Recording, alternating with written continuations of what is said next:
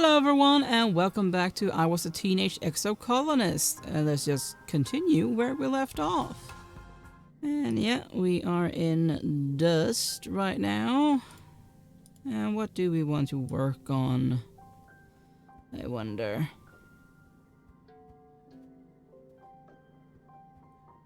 Maybe do some more xenobotany? Maybe? Or do we want to work on our bravery? Honestly, let's do some more work on our phoner. Practice! That will bring our creativity up to 20. You've been practicing the photophoner by watching tutorial videos and copying what you hear, but that's just one part of learning how to make music. It's time to write your own music. This will be interesting. What kind of style should you use for your compositional debut? Let's do something peppy and fun. What are you going to toot about? Friendship, obviously. Perhaps the real colony was the friends you made along the way. No, wait, that's actually... You sit down to compose your great work. You have a rudimentary grasp on notation, preferring a more instinctive, spiritual approach to music, but slowly something begins to come together. Eventually, you finish. It's music in the sense that it's sound made by an instrument, but it doesn't have a lot more going for it than that. You're proud of it, of course, but when you play it for other people, you can tell they're forcing themselves to compliment how hard you've worked. They encourage you to keep practicing. You're just a kid after all. You can't be expected to nail it on your first try.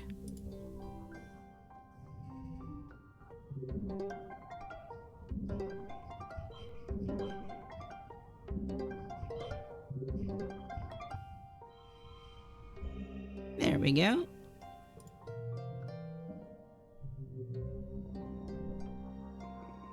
21 actually. Very nice.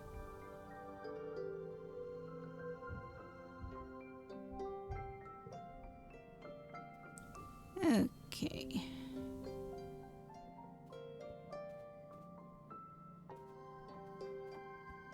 Anyone want to talk? Don't think so.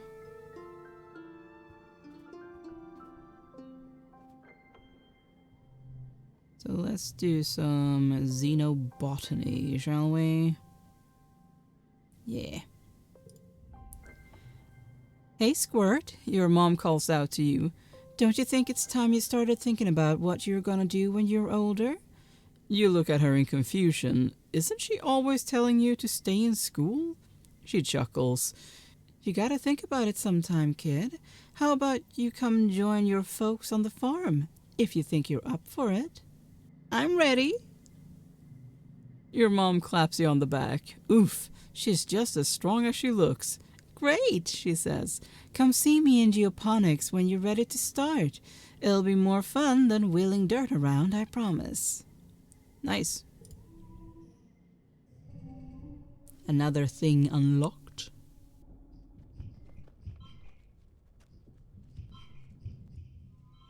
There we go.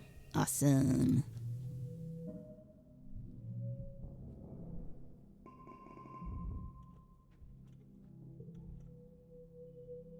So, what does work in geoponics give me? Biology and toughness. Okay, well, I have what in toughness? 23. Well, let's look around first. You see if there is anything to pick up. Glittering crystal cluster. Interesting.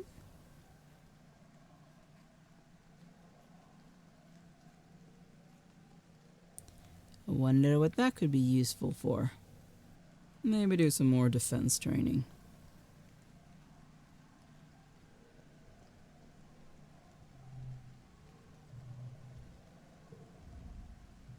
Anemone's big brother Calm teaches karate techniques to the class. Kicks, punches, flips, all the cool stuff. He's much more calm than Security Chief Rhett and takes the time to connect with you instead of just relying on intimidation. You kind of wish he was the chief of security instead. Maybe one day. Rhett can't be the boss forever, right? Calm organizes your first karate tournament. Well, he doesn't call it a tournament. It's more like an exhibition to show off how far everyone has come in their training. There's informal sparring matches and feats of strength like high kick challenges and breaking boards. Despite Calm's best intentions, Anemone is absolutely taking this like a competition. She takes her place next to you at the board breaking station and gives you a challenging look, tossing her unruly hair over her shoulder. Is it on? Sure. Oh, it's on. You break boards until your hands are red and sore, but it's no competition. Anemone chews through those boards like they're made of soy bars. Anemone is encouraging. You're getting good. You just have to focus your power through your body more. Like, it's not just your hand doing the work, she says, slapping you on the back. How are her hands not even sore? It was close, though. It wasn't really, but it's nice she said so.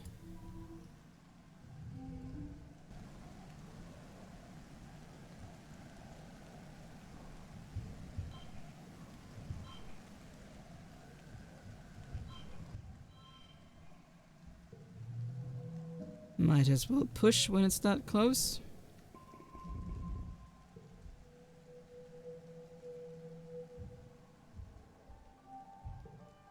Okay. Yeah, I see you, Anemone. Just a moment.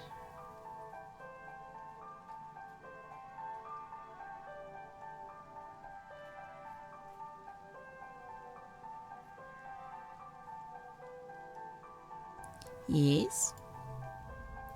You and Anemone are playing in the garrison yard with sticks, chasing each other around and pretending to be sword fighting. The adults training nearby are patient with you as long as you don't get near the target dummies, but sometimes you stray too close. Watch out, Annie, one of the security personnel calls out as Anemone bumps into her. You kids stay behind the fences, okay? It's Anemone, she retorts as you both retreat to a safe distance. Anemone throws her stick to the ground and pouts. Just 'cause everyone else shortens their name, it doesn't mean I have to do it. I like being Anemone, but having a nickname is kinda cool and mysterious, like having a call sign, you know? What would you call me, Selene? Nem. Yeah, how about Nem? Nem tilts her head. Huh, I've never heard that one before. She mimes swinging a sword a few times. Nem, Nem, I like it. Short and punchy, just like me. It's kind of like I'm a adventurer from a story. I'm glad you like it. Nem picks up her discarded stick. Now, She says, brandishing it at you. prepare to be defeated by the mighty Nem. You spend the next hour sparring with Nem in the yard. I'm guessing I can't really do anything with you. Cal is lying in the scrub grass at the edge of the garden, staring up at the sky. He blinks at you as your shadow passes over him. Hey, Selene, he says, smiling around a stalk of grass between his teeth. You ever just take some time and appreciate this place? We got sky and clouds and rain and wind. After growing up on the Strato, it all seems pretty magical. Yeah, I suppose so.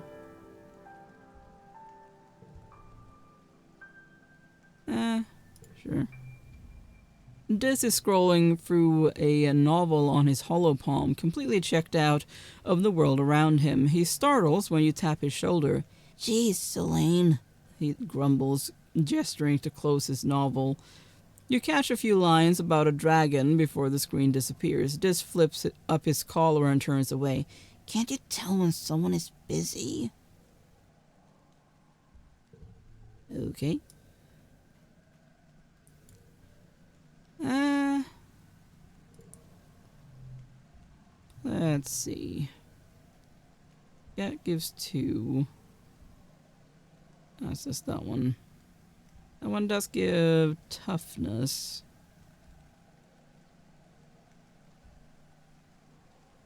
That one gives more kudos. Yeah, let's do some xenobotany. Still waiting on collecting those mushwood samples. You can putter around the lab working on other stuff in the meantime, but you really need those samples if you want to move ahead with that project. Yeah, but I can't do anything if they're not spawning. I mean, yes, I know I've given away 2, but can't really do anything about that right now.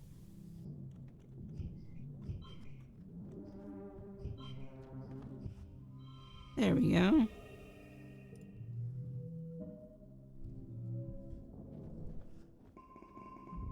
Very nice. That gives us 19, right? Almost at 60.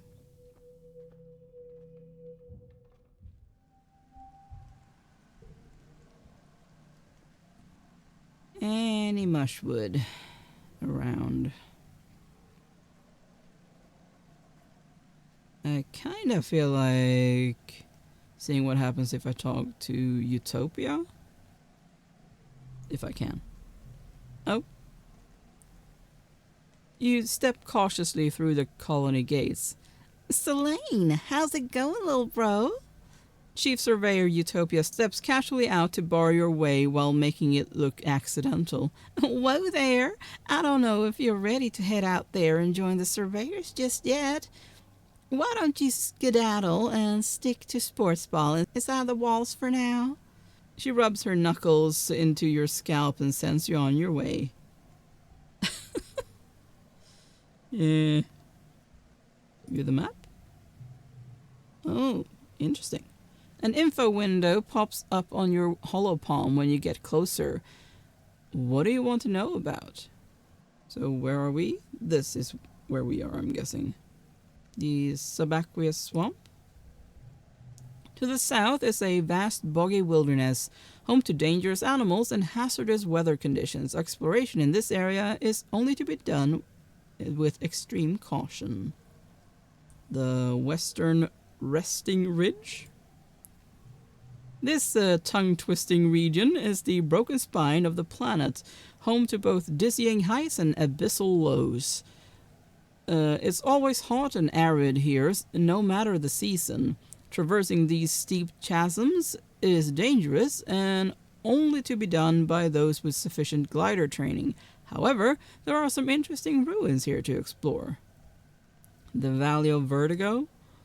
The Valley of Vertigo is a low-lying trench to the east that's dense with pollen-producing trees.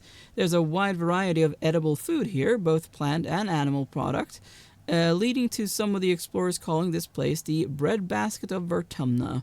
There are a number of animals here that geoponics would be interested in domesticating. And the Prosaic Plains. The Prosaic Plains lie far to the north of the colony, where the higher elevation and natural tilt of the planet makes bromidic snow fall more regularly in every season. Though prone to sudden storm flurries, the plains are a relatively safe place to explore, filled with mostly herbivorous xenofauna. Yes, leave. I mean, I didn't really want to go outside anyway. I just wanted to see if I could talk to Utopia. Let's up our bravery. You and Nem have a competition to see who can get the most goals with their eyes closed. You manage to squeak out a win against her. She pouts a little, but you can tell she's proud of you.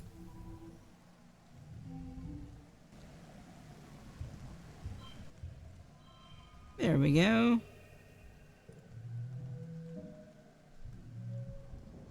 Awesome. Getting there.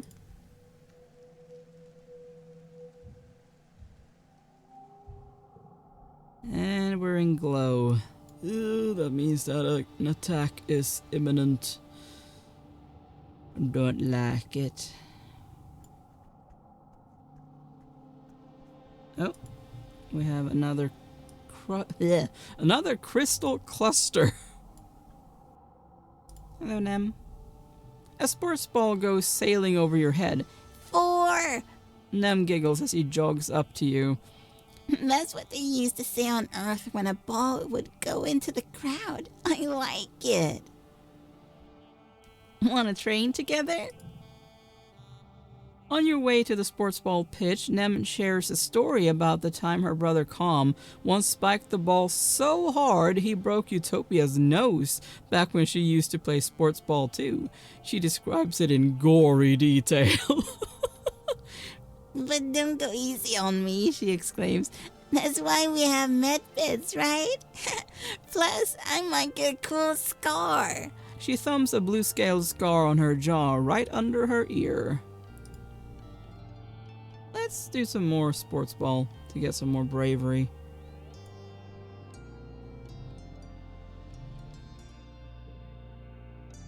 Training in the dark is really hard. You lose a lot of sports balls under the bleachers and in dark corners this month. You submit a request to engineering to make some sort of a glow-in-the-dark paint so that it's easier to spot the ball, but it gets rejected for not being a priority concern. Ah, phooey.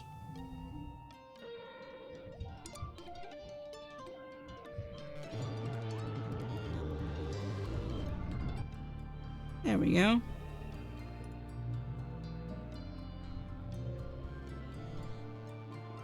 Very nice. 2 data points form a line, but 3 is a pattern. The colony has been on high alert all glow, hoping that the creatures from beyond the wall don't return for a 3rd year in a row. Surveyors keep reporting that they're seeing unusual animal activity. Even the plants seem different, they say, and new tracks that must have been left by creatures larger and heavier than you've ever seen. You and the other colonists drill evacuation plans. You're in engineering when you hear the sirens ring through the colony. You cover your ears against the noise and make your way to the nearby classroom. This is one of the assembly points, so you should be safe there, but it wasn't so safe last year for Professor Hal. What if another creature gets in? Congruence, the new teacher, is just a face on a computer screen. She can't protect anyone. Congruence flickers cheerfully. Please stay calm, children, she says. The defense squad is already en route to the creatures. This should all be over soon. You've been told this before. As the sirens continue, you're faced with a choice. Do we leave? Oh boy. I mean, I technically want to do that, but at the same time, I'm like, that could lead to someone else getting into, a scrape because they're protecting me. Sure, let's do it. You stand up and leave. Tang and Mars stare at you like you have 3 heads. Congruence doesn't try to stop you. Not that she could. She doesn't even have any hands. You slow to a walk as you near the outer doors of engineering. Something doesn't feel right. You stop to listen in the dim emergency lighting and hear the metallic popping of something overhead. In the ventilation ducts? Your blood goes cold. Monsters? They're here. You follow the sound to a workshop and force yourself to look up through the slats of the vent. You gasp. 2 glistening, bug-like eyes peer down at you. No, 4, 6? They blink in syncopated pairs. Then you hear it, over the sirens, a soft pinging noise, halfway between a chirp and a purr. The creature skitters spider-like from one side of the vent to the other. A small furry tentacle slithers through the slats, searching for the vent release. When it can't find one, it bangs its body against the inside of the vent, denting the metal. That could be interesting. Let's try to tame it?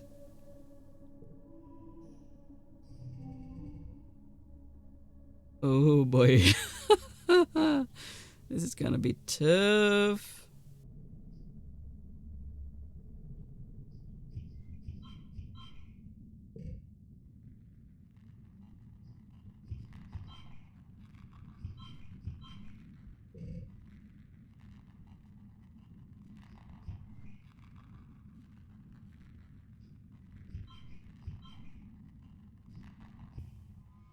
Hey, we did it! You're gonna get a pet.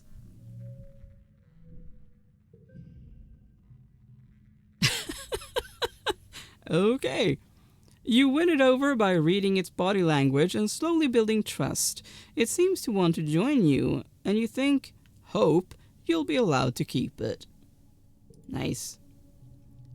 You look the species up on your holopalm and learn that Ricky, so named for the trills they make, which yours is making now, cuddling against your leg, are neither male or female, though they do require a mate to reproduce. So it's a they, then?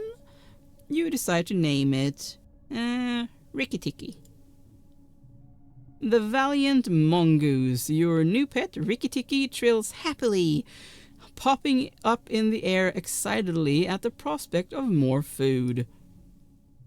It isn't long before the sirens turn off, ringing 3 short pulses as the all-clear message flashes on your holopalm. You and the other children file out of engineering and you head back to your quarters. Your parents will want to know that you're safe. You manage to smuggle your new pet Ricky under your jacket and hide it under your bed before they arrive. Your dad gives you a big hug, but your mom slumps into a seat at your small table. It's like they were going specifically for geoponics this time, she mutters, but your dad pets your hair and shushes her. I'm sure it was just bad luck, Flulubelle, he says, but your mom shakes her head and folds her hands in front of her mouth, staring out the porthole window at the fields. Hey, Ricky Ticky. Yay, we're 13! Officially a teenager. Okay, and I am going to end this episode here. We'll talk to Tangent next time, although I will probably look around actually, see if there's anything to collect.